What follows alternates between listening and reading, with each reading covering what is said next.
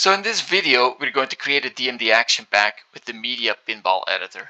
Before downloading and installing the editor, we'll need a DMD dump file. So a DMD dump file basically dumps whatever frames are showing on the DMD itself. So on our Media Pinball website, we have some basic instructions on how to get started. So as you saw, I clicked on editor and then we scroll down and here it says get a DMD dump. So this can be done through a tool called PinDMD Color Prism.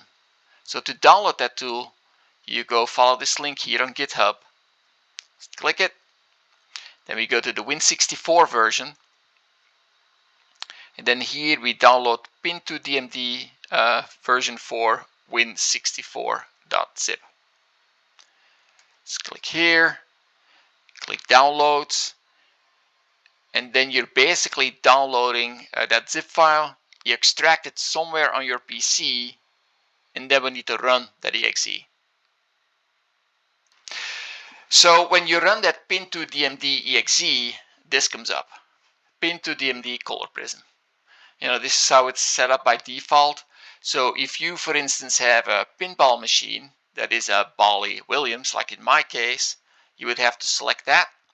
And then next you're going to create a dump file. Before doing so, you need to make sure that your pinball machine, your DMD in your pinball machine, at the Pin2DMD device is hooked up with a USB cable to your computer.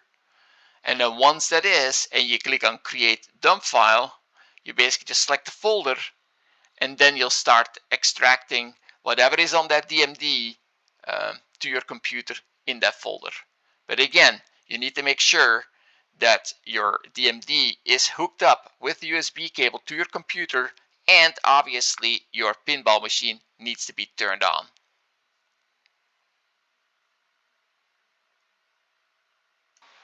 So next you'll need to download and install our editor, and to do so you need an account with us. Right, so you go to MediaPinball.com, you register if you haven't done so yet, and then once you're logged into your account, you click here on Media Editor, and there you can download it. Again, that's a zip file, so you just download the zip file and install it somewhere on your computer.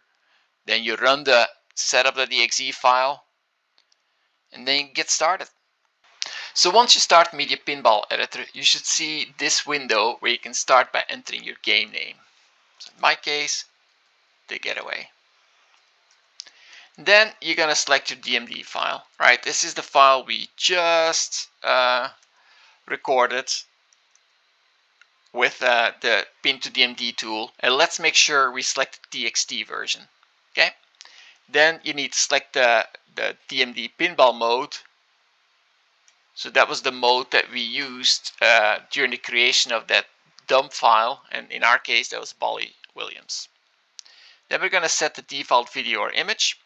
So that would be your backglass in essence. So that's whatever scene we're going to show when no other action scenes are shown. So that will be running constantly. So I'm going to select, there we go, this video, and then we're going to start adding action scenes. We click add action scene, and now we're going to find a scene that we want to trigger. So found one here, so let's do first gear.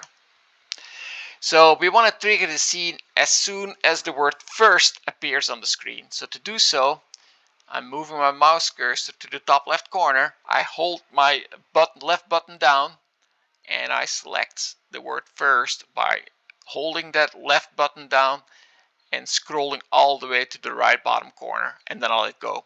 There we go, now that's selected. So as soon as we see first in that position, we're going to trigger the scene. So I'm giving it the name. We're going to select an action. So we have play video, show image, play sound, run command, and no media action. So run command means you can run an exe, for instance, turn on lights, and then no media action. That would mean that you don't want to play a video or anything like that. You just want to record it as an achievement, and that's it. Okay, we're going to select the video first. I leave the delay to 30 seconds. I won't replay this video for at least another 30 seconds. I played this video for at least 3 seconds. So if two action scenes hit each other really fast, you're gonna at least play this for 3 seconds before you play another video. Then we set the volume to 0 or 100. 100 is the max, 0 is off. Action scenes are always enabled by default. And then you also have here the checkbox, which is always turned off by default, is use color scene. So we try to record or use monochrome scenes. We prefer those by default because color scenes don't seem to trigger as reliable. So once you got this all filled out, you click on update scene, and here you have it. We have our first media action scene created. So for the player to work, you need at least 2 action scenes, because the player is not going to keep triggering the same scene over and over again. It has actually a built-in mechanism in place that it will wait to replay a scene until obviously until replay, but also until at least another scene has played, and that is to prevent repetition of scenes. So let's do another one here. We add new scene. We're gonna add another scene. Let's find one. Why don't we, for instance, let me see, do it trick here when it have a supercharger boost. Here we go. So we select the word super, for instance, here. We enter in our name, supercharger boost, and then we say play video. The video you want to play is supercharger boost. There we go. We'll leave everything else the same. Update scene. And now let's do some music.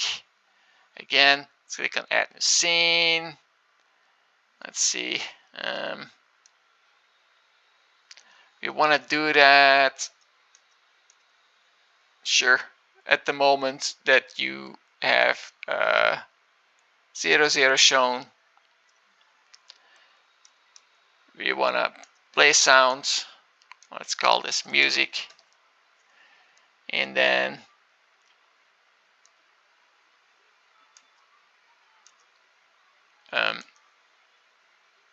we select our MP3 files.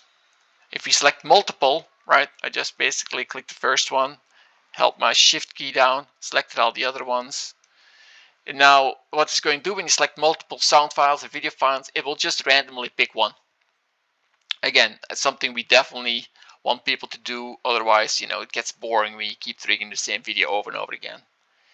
I'm going to change the delay to replay to 60 seconds, and I'm going to at least force it to play for 30 seconds.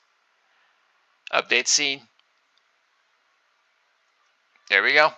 So once we're done with this and we feel, yep, we're good, we want to test this out, then all you're doing is you click on File, right, and you click on Save, and you select the folder somewhere, click OK, and that's it. And then everything, what will happen is we'll create a DMD file, and at the same time, all the videos and sound and everything else you selected will be copied into that folder. And that is the folder you're going to be using within the player. And that's it.